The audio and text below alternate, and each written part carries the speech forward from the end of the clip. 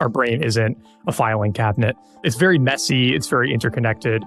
The same search for multiple different people should actually yield different results because you think about the world differently.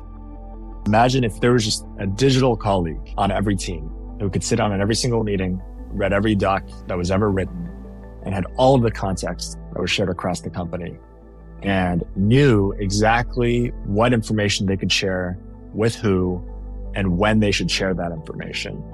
You can delete 95 to 99% of everything you have and never feel that pain for the rest of your life. Does it actually adapt to who you are? Does it learn about who you are? And does it then apply that in future interactions with you like a human would? I think the running joke here is Clippy, it was just ahead of its time. Since the rise of the computer, humans have been gripped by the idea of having a second brain. But has reality held up to that promise? How many people spend more time organizing their second brains instead of leveraging the information within them? How many people constantly look for a better to-do app instead of actually checking the to-dos that they're organizing? And how many people have an endless stream of data that they'd love to one day process, but they just don't have the right tools or time to do so? Due to the structured, directive nature of computers to date, computers have been a shell of maybe the second brain that we've long hoped for. Still incredibly powerful, but also requiring discrete instruction from the director. But within the last year, consumer AI has shown up to the party, now capable of processing simple language prompts and interfacing with unstructured data, possibly fundamentally changing this game. Today, together with the founders of Mem, Kevin Moody and Dennis Xu, plus writer Nat Eliason, we explore what's gotten in the way of a true second brain and how AI might change the game, finally unlocking what knowledge management tools have promised for so long. So, can our second brains finally work for us? Let's find out. As a reminder, the content here is for informational purposes only, should not be taken as legal, business, tax, or investment advice, or be used to evaluate any investment or security, and is not directed at any investors or potential investors in any A16Z fund. Please note that A16Z and its affiliates may also maintain investments in the companies discussed in this podcast. For more details, including a link to our investments, please see a16z.com/disclosures.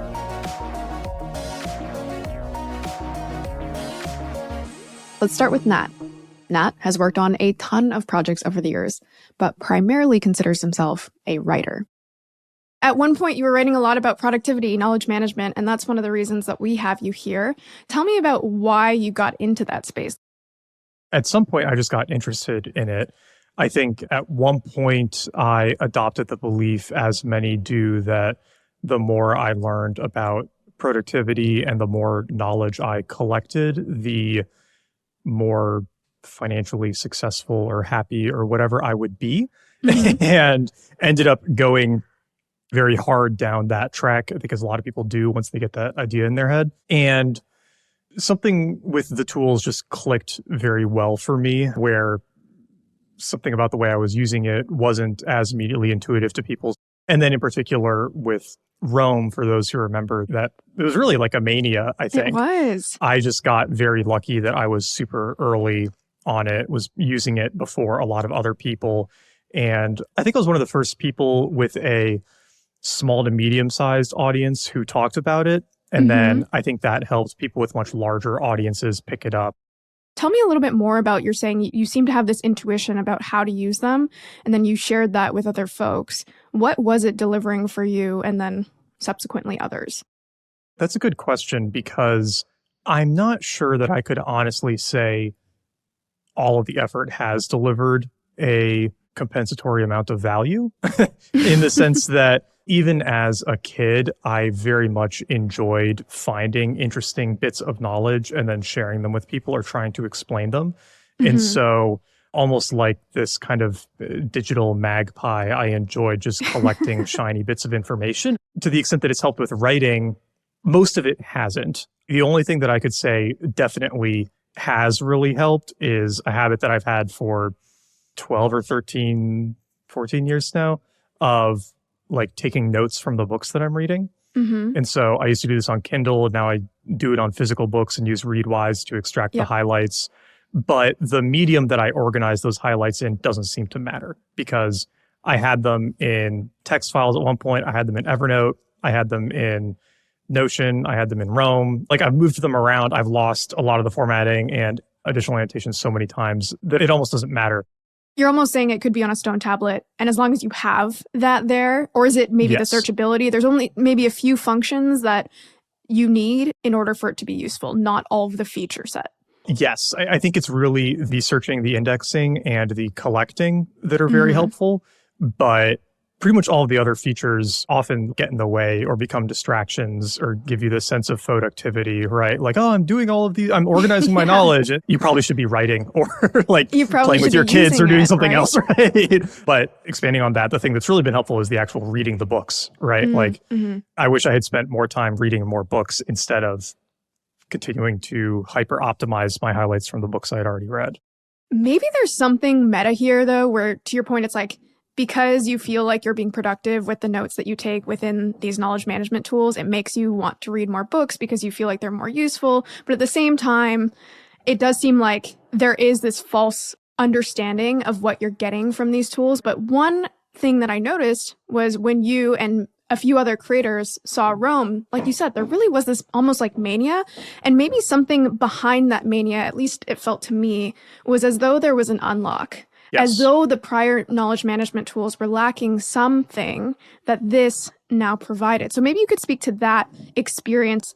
Yeah, it's funny because this all happened at an interesting time where I had gone through Tiago Forte's Building a Second Brain a couple of years before. And when I went through it, I was having these conversations with him about how much I hated Evernote because it really forced you into this hierarchical way of organizing your information. And so you had a folder for home or whatever, and then you're putting your notes about your house in there, and you have a folder for books, and you're putting all your book notes in there. But pretty much every piece of knowledge should live in multiple places. And you could also do tags and stuff, but the tags felt clunky. And so what was exciting to me about Roam when I saw it was it introduced more of a like knowledge graph. I think they might have invented that or popularized it for note-taking tools, right? Which is really, I think, how we think about things, right? Like that's more of how our brain works. Our brain isn't a filing cabinet. It's very messy. It's very interconnected. And it felt like it fit that much better for me. And that's what made me so excited about it. And I think made so many other people excited about it. We kind of take for granted, if you're getting into knowledge management today, almost every tool has this, right? Notion very quickly adopted this same interconnected backlink structure that Roam popularized. And I think that's great because I use it in Notion all the time now. And that feature in particular was what felt so magical because to the point that we talked about earlier, where very few things in these tools are actually useful for improving the creative output, which is I think what you're really optimizing for by using them. Search is very useful and the capture is very useful. And I do think that these bidirectional relationships between bits of information are super useful as well, so that you can log a few connections on something. And as long as it's connected to 2 or 3 other things in your second brain or whatever you want to call it, it will be very easy to resurface it later. Much easier than if you have to pick an arbitrary folder to put it into, at least for me. You have to remember the route, right? You're saying with Evernote, you have to remember, oh, there's this thing hidden in 4 layers of folders, and I have to remember it's there, versus you're saying the interconnectivity allows you to surface it more easily, almost like stumble upon it, would you say? Or yeah, a little bit more like that. And the thing that I liked about it too was any hierarchical file system requires very deliberate placement of each piece of information. You have to think about it a lot where you put it. It might not seem like you do, but you kind of do because you're saying, okay, in 10 years, if I don't know I need this piece of information, how do I accidentally re-find it? Whereas with a much more like widespread hyperlinked knowledge graph style, you can kind of just like slap 10 different relationships onto it and you'll probably be able to find it again in the future. That's so interesting. I was filing something away because I'm still in ancient times. I still use Evernote, but I was filing something away and I had this thought as I was doing so yesterday of just, I will never see this again. Like it was in that folder where I'm like, I haven't revisited this in years. And so why would I in the future? I had a few people reach out to me over the last week or two because Evernote's shutting down their US office and a lot of people are migrating out of Evernote, and they said, hey, I need to migrate all of my stuff into a new tool. What do you recommend? And I said, well, like, don't migrate anything. Just like start using a new tool. And then for the next 3 months, see which pieces of information you end up needing. Yes. And then go migrate them. But what you will probably find is that you can delete 95 to 99% of everything you have and never feel that pain for the rest of your life. It's so true. And in a way, it reflects on the fact that so many of us are digital hoarders, where if we did the same thing with physical items, we'd end up in these homes, just, boxes and boxes and boxes. And in a way, because it costs so little and it is kind of out of sight, out of mind, we do it digitally. But that kind of brings me to this question. Do you think that maybe the way that these knowledge management tools haven't quite lived up to their promise, is that just because we misunderstand the way our own brains work and what we really need? Or is it a facet of these tools not having the right technology, maybe the right feature set yet? I think it might be more of a false promise issue, because I think if you look at, say, the Notion marketing or the Evernote marketing, they advertise themselves as a wiki, as a digital filing cabinet, and they do those things very well, right? They allow you to collect and organize information. And I think the false promise that many of us believe or have bought into or whatever is that if you organize information, you will write better articles, you will make more money, you will be happier, you will get all of these benefits from it, right? That one I think is probably just not true, right? Like Andy, he had this great tweet where he was like, for all of the influencers talking about personal knowledge management and note-taking in those things, remarkably few of them have written a great book or won an Emmy or an Oscar or like actually done anything that incredible with their knowledge management systems. The main use case seems to be talking about your knowledge management system. Yeah. And I think that he was kind of like brutally honest or brutally correct about it. Like I looked at that tweet and I was like, wow, I feel very seen right now. I mean, I've seen other tweets similar where you're like, yeah, if you want to learn from the best founders, they're busy building companies, right? Not writing tweet threads. Yeah, and there are obviously exceptions and things, but I make this analogy all the time that 99.9% of the best books ever written were written on a typewriter or by hand. Like, if you think that you need a good writing app to write your book, you're just wrong. Like, it's just not true. History has shown us this is not true. Exactly. So I do think that there is this big element of the other thing they're delivering is fun, right? And we don't like to admit that the reason we read productivity books or watch motivational YouTubes or stuff is because it's fun and makes us feel good. And that's part of what they're delivering too. Like it's fun to organize your stuff, right? And I had this really funny experience because our older daughter's almost 2 now. And one of her favorite hobbies is to just organize random things, like opening the pantry and like pulling stuff out and like moving it from one container to the other, or taking all the mixing bowls and like stacking them in the correct sizes. And I'm watching her do this and I go, oh, like this is just hardwired in me. Like there's just part of my brain that likes moving things around and putting them in a satisfying order. And like that's what I'm getting out of these tools. That is so good because we've all been there, right? Like, yeah. I mean, the most meta thing, right? You have in your Evernote or in your Notion, organize Evernote. And it's just like, this is like so circular. Or everybody's had the experience of, maybe not everybody's had this experience. Weird people like me have had this experience of getting a bunch of things done and then looking in your task manager and being annoyed that you didn't put those things in there first. Oh yeah, and then you add them. Then you add them and then check them off so that you can feel good about yourself for the day. I know, and you somehow convince yourself that you did the right thing. Instead of following the things you had outlined were important, you did unimportant other things, but they still must be checked off. No, totally. So I think you're right. I think there is this level of just humans wanting to feel productive, and these tools can sometimes validate that. And sometimes I do think that they can help us. I mean, if I truly had to remember off the top of my head all of the quote unquote important things that I had to do, I just couldn't. So there is a level of utility here. Oh, totally. I mean, the number of times I had this experience of writing an article and then I think like, I feel like I've seen this or I've felt this idea somewhere before. And then I look over at my bookshelf and 1 or 2 books pop out that remind me of what I'm talking about. And then I go into my note-taking tool and surface my highlights from those books. And then I like immediately have a quotation that I might have saved 10 years ago from a book that I can use in the piece that I can reference. Like that's so useful. Right. Right. But the useful things were reading the book and capturing the highlights and then being able to search for it. And it kind of like stops there.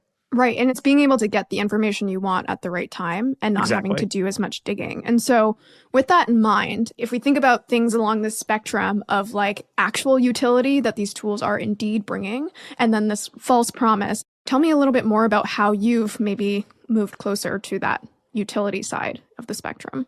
I really think the next big utility is going to be a note-taking tool that offers custom GPT or whatever embeds as a service for your knowledge graph. Because I've seen people do it. Dan Schipper has that great project he did where he put all of Andrew Huberman's podcast transcripts into a GPT embed model, and then you can just query it with anything you want to know, and it feeds you back Huberman's answers from podcasts. Right. Theoretically, any note-taking app should be able to offer that. I'd pay like $1,000 or more for this, right? Very happily. Where I could just say, okay, here are my notes from like 400 or 500 books now, thousands of articles, every little like idea I've written down over the last 10, 15 years. Here's all of it. I just want you to like index it. And then as I start writing, just give me little like pop-ups along the side. Or when I ask for them, give me little pop-ups that say, oh, you had this idea, or oh, this idea from this book, or this idea from this article, or whatever. Like these are all relevant to what you're doing right now. Because I'm pretty sure we can actually already do that with the tools that are available on the market. So. Yeah, nobody's just created a consumer side version of it. That's like literally a second brain, right? That's literally your previous thoughts and work and effort being processed by this external cognitive entity and then fed back to your like current working mind or whatever to enhance what you're trying to do without you having to go look for it. And that would be incredible. Like, that would be so useful. I would use that nonstop every day. And if we just break down what the difference is there, it feels like maybe something you're pointing at is the proactivity. You are having, as you're saying, a second brain support you in a way where you don't have to go and say, hey, I need this. Let me go search for this. It's popping up and saying, hey, I've actually gone through all of this unstructured data that you've compiled over years and years. Yeah, I would say it turns your note-taking tool from a means to surface known unknowns. So, you know, right now I can say, I know that I know this thing, but I don't remember it exactly. I know that I have notes from what your food ate, but I don't remember what this note was. I will go find it.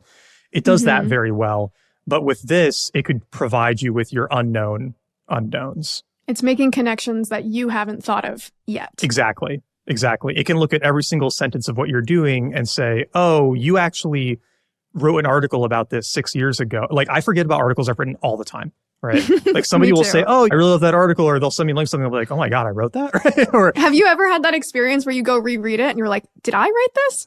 Like, you're a little it's super impressed. Weird. Totally. Yeah, you're impressed or maybe like annoyed sometimes where there's this feeling of, oh, I already wrote this article 3 years ago and I kind of like forgot and now I'm rewriting the same article. And that would just be so powerful. Because you don't have to try to remember the surface level of everything you've stored. Like it's handling that for you and just feeding you back things that are yours. Because there's definitely going to be this phase, I think at least for a while, of AI helping to enhance high performing creators, right? Like if you look at GPT-4's writing, it's better than 90% of people, probably 95 or 98% of people, but it's like way worse than the good writers. Than the top 1%. Right? Yeah. And it's actually pretty hard to get a ton of value out of it for the parts of writing that you're good at. But if it can actually surface stuff for you to use, right? Like if it can handle some of that search for you and whatnot so that you can produce a lot more, produce faster, right? Like that starts to get pretty interesting. Yeah, you can imagine how the unstructured nature of AI can actually maybe surface some of these more interesting connections where it's, again, you're talking about one concept, but it's like, hey, this isn't directly related, but there's a similar arc, there's a similar learning. Yeah, my dream tool would just be a blank page where as you start writing, words get underlined or sentences get underlined and like very subtly. So it's not going to interrupt your flow, but it's there as a little note. And then whenever you want to take a break, you can go back and hover over it and it'll pop up and show you, you know, the stuff that you've written about or done or said in the past that might be related to what you're talking about right there. And then you can surf through it at your leisure and all of it's just being done on the fly as you write without you having to interrupt yourself or without being interrupted. Right. And what's really interesting about that is we've obviously seen how different AI tools have been used for code.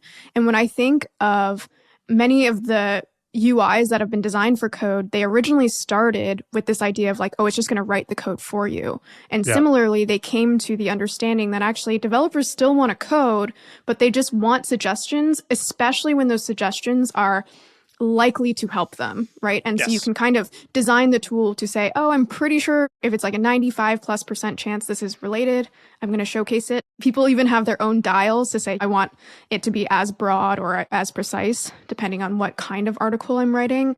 And what's really magical about that is the more you write or have written, or the more you do, the more useful the tool becomes and the more powerful you become. ChatGPT is really any of these is a very democratic tool right now in the sense that everyone has access to the same quality of recommendations. But if you have your own private custom model that's been trained on everything you've ever done and your style of writing, and really you writing at your best, because I think everybody who writes has had this experience of they sit down and they're just on fire and they bang out an article in 30 or 60 minutes. And at the end of it, they're like, whoa, like that was sick, right? Like who wrote that almost? And you're sad when you don't get that feeling because you know it can be better. You can be really on it, but you can't have it all the time, right? You could theoretically train it on your best work and then have it help you configure anything you're writing to emulate you at your best. And that's pretty magical thought too. But I love that idea of it helping you become the 10x better version of yourself as opposed to what it does now, where it basically just like raises the floor for everyone. Right. Yeah. I mean, as we discussed, like maybe a true second brain. So on that note, final thing is just if you imagine a tool like this where an AI can parse your personalized, unstructured data, it can be proactive and it can surface things as you need them. What do you think this unlocks? There's this interesting element or world that we're getting into of the valuable thing is the ideas, but everybody receives ideas in different ways. For example, like one thing I realized about myself at some point is that I have a very hard time processing auditory information. Like I don't remember it. It just doesn't really imprint for me. But when I read things, they stick with me really well. And so if I read a book, I can remember a ton from it. But if I listen to an audiobook, I don't remember anything. And some people prefer the like spunkier, punchy Twitter thread style. Some people prefer the long form essay style. Like some people would prefer a short form video of the idea, right? And so if you have an idea and you can turn it into one of those forms, something that's trained on you should be able to help you produce those other forms of your work to help that idea reach the most people possible. Right. And we're seeing something else in tandem with the potential for that, which is like platforms aren't really letting you use them as funnels anymore. Early internet marketing with social media 10 years ago or whatever, like your Facebook and your Twitter and whatever were all to drive traffic back to your site, right? Where you could get email signups or sales or whatnot. And it's way harder to do that now. Like it's really way harder. Because really they actively punish. I was going to say the algorithm. They punish it. They don't want you to do it. And so you actually want to create native stuff for each of those platforms for the people who want to spend time on those platforms, because that's what's going to get rewarded. But now you're like not creating one article. You're trying to create like 10 assets off of each idea, which is a huge time suck. And so it's interesting to think too, like, what would it look like if you had this kind of like content assistant who you train not only on all of your writing and stuff, but on your preferred format for short and long form videos and train on your voice so that you can immediately create like a podcast from your articles and all of these things so that you can be this like hyper distributed idea person. That world is not very far away. It's probably like less than 2 or 3 years out. I think what you said that's interesting there, it's in your unique way, because you can hire agencies, you can bring on other folks, and many people do that already. But I think maybe the nugget there is if you were able to take one nugget and repurpose it in your unique style over and over, that does seem special. And that does seem like you can't quite do that today. Yeah. You made a really good point there about agencies, right? Because I've been reached out to by a number of like short form video agencies where they say, oh, you looked at your TikToks and we think they could be better. Here's an example of how we improved it. And I look at it and I'm like, I've seen 10 other people on TikTok with this exact same style of editing. You have templates that you can just copy and paste for everyone. And it probably works to some extent, but then people start to notice, right? They start to see the edges of it. Yeah. And so if you can actually have something like this where it learns your preferences, right? Like the fact that Midjourney doesn't remember the images that I like and their settings to recommend those kinds of settings for the future is very annoying. Like, again, that doesn't seem like a complicated thing for them to do, but obviously they have 100 other product decisions. But I think that era of personalization using your past work like is coming, and I'm very excited for it. Yeah, it's hard to believe that won't be on the horizon. Speaking of what might be on the horizon, next up is our chat with the founders of Mem, a company trying to utilize AI to deploy a version of the second brain that Nat and I were just exploring, but not just for individuals. In this conversation, we dive into the why now, but also the cost of making this a reality. But first, here's a stat about just how much productivity is lost within organizations. Knowledge workers apparently spend 2.5 hours a day, which is around 30% of their time in a workday, searching for information. And so I'd love to just hear, like, what are your reactions to that? Yeah, I almost think that's probably an understatement, the 2.5 hours number. It's definitely still relevant, if not increased since 2016. I think in part because it's so much easier to produce unstructured information, share information, the barrier for creating content and sharing it within your team and being productive as a part of a team has gone down.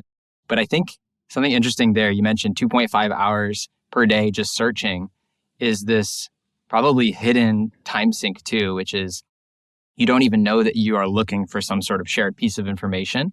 You just begin doing your work for the day or for the week. And at the end of that week, you realize you've just reinvented the wheel, that somebody else on your team or some other team in your company did that exact same work. And it already exists in some spreadsheet somewhere or some document somewhere. And then I think the question I have in my head is how much time are people actually spending then taking those things and then performing really mundane transformations or tasks on top of what they found? And I would imagine that's kind of at least another few hours, right? So I think what's really interesting is we're now entering this world where a lot of that work, and not just search, right? Search is kind of just the beginning of really where people are going to get value out of these new technologies. But I think it's going to be really interesting to see how the entire workflow of a knowledge worker changes over the next few years. Exactly. And I feel like if we kind of go back and look at the arc of knowledge management, like let's truly go all the way back. You get the ability to write, and people were doing this on stone at first. At some point, the printing press arrives. Then you have individualized typewriters. The computer shows up at some point. The internet gives you access to almost everyone around the world these days. And so you have this promise of technology, which has rung true. It has given people the ability to codify and share information and knowledge in, you could say, exponentially better ways. Yet at the same time, if we bring ourselves back to that stat, it's kind of surprising that there still are just incredible inefficiencies in collaboration. What do you think is preventing us from having this really streamlined back and forth between folks within an organization or even as an individual? What's really interesting is all of the things that you mentioned, all of these devices in the past, they've actually just primarily been broadcasting devices. If you really think about what is core to collaboration, sharing and broadcasting is only one aspect of that. It's only one component. The other component is how do you actually digest and how do you actually consume that piece of information, right? We've never truly had really hyper-personalized consumption devices. Search is very much a personal problem, right? It's very much about, hey, I'm looking for this piece of information. And the same search query, right? The same search for multiple different people should actually yield different results because you think about the world differently. And the tools that we've used up to this point really just don't model that reality. If we look at it from the perspective of one piece of information and its life cycle, when information in an organization especially is captured, it's oftentimes really hard to know all of the people and all of the contexts in which that one piece of information could be useful. And so if you think about a book being written, it's useful when somebody chooses to read it. And how people come to discover that book is usually it's recommended or it's marketed. But when you think about an organization, so much information is getting created on a daily basis. And oftentimes, the times where that knowledge or institutional knowledge would be best used is weeks, months, even years down the road. And so the best attempt historically to organize that information is to use a traditional knowledge base. And the person that's capturing that information is putting in a lot of time and effort into trying to organize it into a certain folder or a certain file structure. And despite their best efforts, at the end of the day, that structure makes a lot of sense to them and varying levels of comprehensibility to everybody else on their team. And usually by the time they move on to another team or another company, that organization makes zero sense. And so I think kind of one fundamental unlock and trend we're seeing and that we're pursuing is that historically, after information was created, the onus was on the creator of that information to not only distribute, but also organize that information within a company, for example. And now we think that there's actually this opportunity for information to not need to be organized, and instead for some automated system or some AI to be able to come in and actually match every piece of information to the context and the situation in which it would be best used. That way you can kind of get past all of those inefficiencies that happen. Totally. It seems like there's maybe two aspects here. One of them is this idea that humans want to document, but in order to document, you really just, like you said, you have to spend so much time. Like some people spend more time organizing their second brain than actually using it, right? So that's one part. But then there's also another part, which is just there's already this vast amount of unstructured data that other people have created, right? And so given the technology that's evolved, like what is the opening here? Are there new approaches that exist now that we have access to these LLMs, or how are you guys thinking about kind of turning the page? The organizational structure that we rely on is still very much so the folder. And the folder is kind of this thing that it was this like skeuomorphic representation of this filing cabinet, right? That we used to have. And then when computers were first developed, like in the 1950s and 60s, we just said, hey, well, people understand how filing cabinets work. So why don't we just put filing cabinets on this computer so that it's a little easier for people to actually adapt to this new technology? And then that kind of begs the question, well, it's been 60 years since that time, right? Where computers have been around. And what makes this moment really special where we can actually say, hey, can we actually eliminate the folder? And we think the answer is yes. And part of that is, I think the missing ingredient has always just been a lack of contextual understanding by machines of human language and the knowledge that humans produce. And this new generation, right, of LLMs, what they actually demonstrate is reasoning capabilities. And that's where I think the magic really starts to happen, when you can marry the reasoning capabilities of an LLM with kind of like the vast storage capabilities of just computers from the past. One way to think about this in terms of people wanted faster horses and instead the answer was cars is, instead of having manually organized folders, you have automatically generated folders. And at one point, I think that's the direction we thought made most sense. But I think that what has become apparent and what large language models have allowed is to flip that model on its head and recognize the fact that you actually don't want to organize a piece of information into 1 or even 5 folders. You want to organize it into almost an arbitrary number of folders, which are the different ways in which you're going to need to recall or retrieve that information. And the thing that large language models now allow us to do is, in a very generalized fashion, take any piece of text from any domain. It could be in the medical realm. It could have to do with real estate. It could have to do with technology, and be able to comprehend that in such a way that then when it comes time for somebody to need to make use of that knowledge, they can ask very simple natural language questions, communicate in their own voice, and find the right answer without any intermediate categorization step even required. Something that's really drawing my attention is this idea of proactivity, where not only can it reorganize your information in different ways, but it can actually step up and say, hey, this is going to be useful at this time. I know you're working on this kind of project. Have you considered this, which again, someone else in the organization maybe has already done?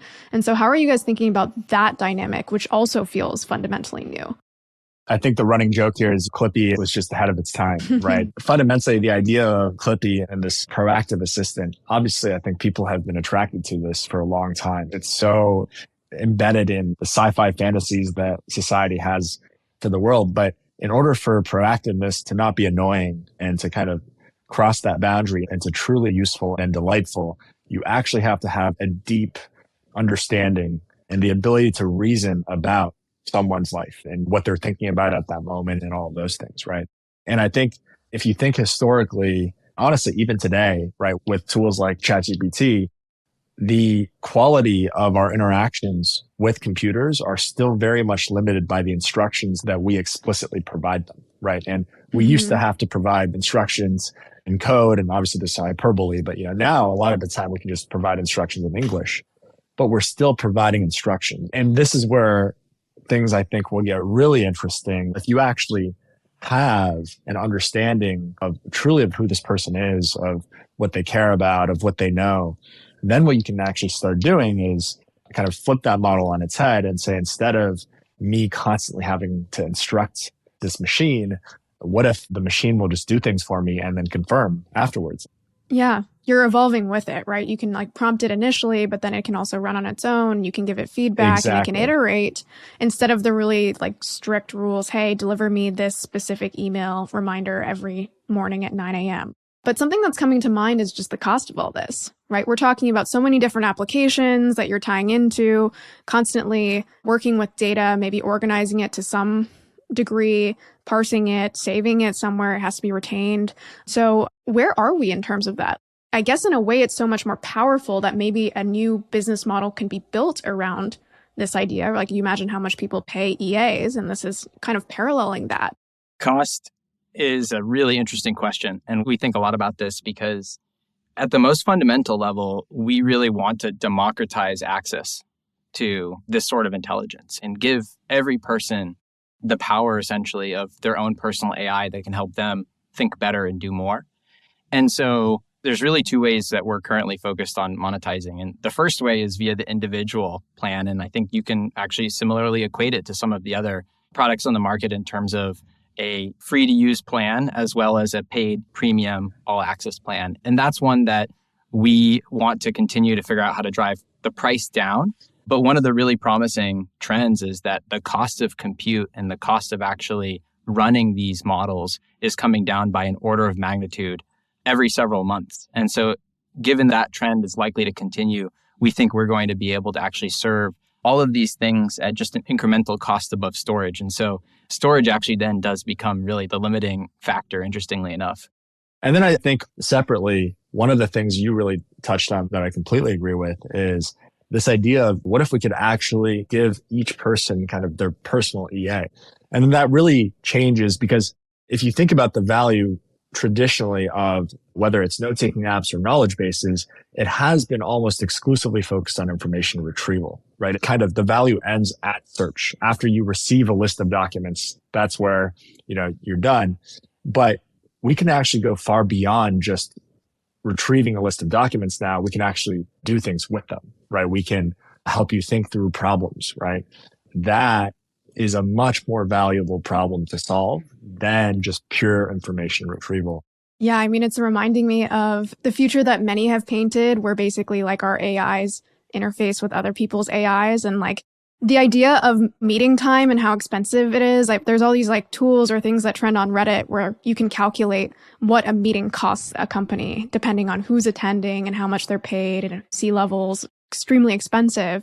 This is painting a really lovely picture, but I assume that it's not as simple as just plugging into GPT-4 and calling it a day. And so what are some of the things that you're running into that you're willing to share in terms of getting past those humps to really implement this future?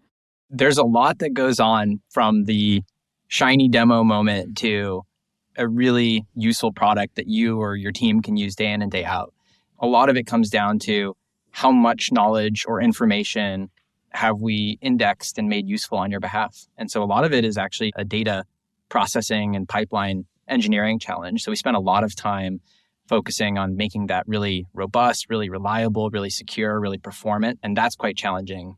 And then when it comes to large language models and actually applications of those along with search and retrieval, all of those things are evolving by the day. So I'd say it's a combination of figuring out how to apply and innovate on language model technology while simultaneously building this very robust data process and data pipeline. And then on the product side, I think that there's, to your point around, it sounds really wonderful. There's this very rosy picture that can get painted in people's minds. And when an assistive product can't do all of those things out of the box, it can sometimes be disorienting for a new user to a product like that. How do I know what it can and can't do? How do I trust that it can do the things that it says it can? How do I come to learn about its new capabilities as they evolve over time? And so that's the other challenge that we face in terms of as the product evolves, as we unlock these capabilities that we see ourselves being able to unlock over months, not years. Maybe it'd be helpful for the audience to understand what some of these capabilities are. What are some of the less obvious ways that this comes into play? Like, how does this really change the way people are working? Yeah, I'll speak to a few different use cases. So one feature that we have in MEmX is called similar to this Mem. And so as you're working on a new document, you're working on getting something done inside of Mem, in real time, we do always on search across everything that you've either captured or folks across your team have captured and shared across the organization. And what that ends up doing is as you're working on something, let's say you're working on some monetization strategy doc, if somebody else across your organization had come up with some ideas months earlier, you would see that surfaced in real time. That way you would be able to connect the dots between your new thinking and something that had been done before and save yourself that, as we talked about earlier, that 1 week of going down this rabbit hole when instead you could just reach across and have a conversation with that person to get up to speed. Another thing, though, that we actually are more recently rolling out to our MEmX users is what we call Chat with Mem. And really, it's this ended experience where you can simply type in either a question and ask about what were the key insights from my user interviews last week and get an answer that's synthesized across all of the knowledge that Mem has access to. Or you can ask it to actually collaborate and do thought partnership style work with you. So for example, generate a sample podcast script for this podcast that I'm going to have with the founders of Mem. And based on just the meeting notes that you had taken from 1 or 2 interactions, Mem would be able to actually proactively suggest what that script could look like. Going back to what we were talking about earlier, the real magic happens when instead of you still having to say, hey, give me a podcast transcript for Mem, you don't have to say anything, right? And it'll proactively anticipate that you need that, provide that for you. It'll look at previous podcasts that you've done with similar people. It'll look at the information that you and your team has about Mem and then combine that to actually give you that automatically, right? Totally. And something that it's reminding me of is just this idea of like narrow information and then broader information. And there's like a time dimension to it as well. Like your company might set quarterly goals, yearly goals, but at the same time, every day you're focused on your to-do list and really connecting those in a way that makes sense to you. And I tweeted this a while ago, but I said, I want an AI that calls me out on my bullshit. It's hard to hear that from a human, right? It's like, Steph, you're moving in the wrong direction. You're not focused on the right things. You said, and even in my personal life, like you said, you wanted to exercise this amount. You said that you wanted to like go to sleep at these times. You're not doing it. And I think there's an opportunity here also. Personalization is so inherent in some of the developments in AI, but to personalize the type of support that you're getting. Maybe some people want something a little more harsh. Other people want something really kind and welcoming, reassuring. But there's opportunity to personalize, not just in terms of like the format of data coming back, but also the type of interaction that people want. I love this example you're giving. We've been thinking a lot about personalization with the Chat with Mem and conversational experience, Mem as the assistant. And I think we're going to have to add that as a potential knob is call me out on my bullshit factor. Exactly. Yeah. Yeah. And I think a key fundamental unlock in how we really think about personalization is not just does it have access to my personal data and my personal knowledge, but rather does it actually adapt, right? So internally we call this adaptive AI. Does it actually adapt to who you are? Does it learn about who you are? And does it then apply that in future interactions with you like a human would? Maybe before we close out, one thing that I ask basically any company that's touching AI, which feels like every company these days, is just how do you differentiate in this world? Is it about building your own models? Is it about this like personalization flywheel that you can get going? Is it about the fact that you guys have cleverly downloaded so much data from these companies for them, of course, but just really utilizing that? How are you thinking about that moat per se? To some extent, it's all of the above of what you just said. But I think the whole is greater than the sum of its parts.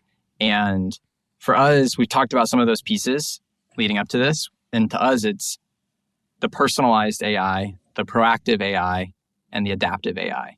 Those are really the pillars that make up what we see as the unique experience. We're seeing all of these insanely cool demos all over Twitter, right? All the time. And these are things that people are spinning up in like 2 to 3 days, right? And then they go and they try the product, and 9 times out of 10 or more than that, they realize it actually just doesn't work. And so I think there's actually this like growing sense of fatigue as well, of a lot of people are really starting to kind of not believe that some of these things work. And part of that is because it is extremely hard actually still today, particularly when you're working with a non-deterministic system like a language model, to actually get reliable results and to get what you need basically every single time that you need it.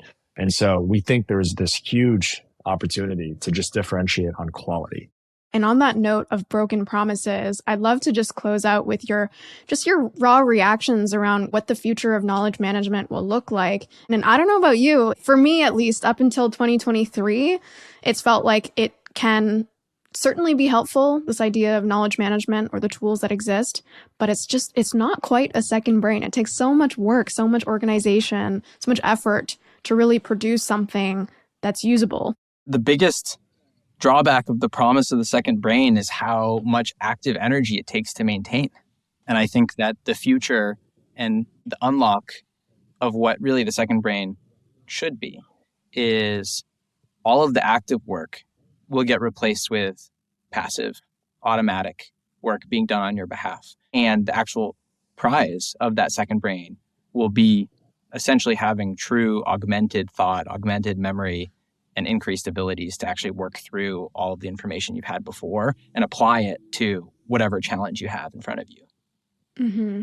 Yeah, I mean, just imagine this. Imagine if there was just a digital colleague on every team who could sit down in every single meeting, read every doc that was ever written, and had all of the context that was shared across the company, and knew exactly what information they could share with who and when they should share that information.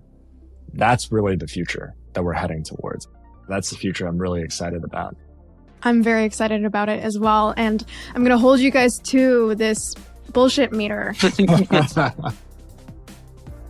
If you liked this episode, if you made it this far, help us grow the show. Share with a friend, or if you're feeling really ambitious, you can leave us a review at ratethispodcast.com/A16Z. You know, candidly, producing a podcast can sometimes feel like you're just talking into a void. And so if you did like this episode, if you liked any of our episodes, please let us know. We'll see you next time.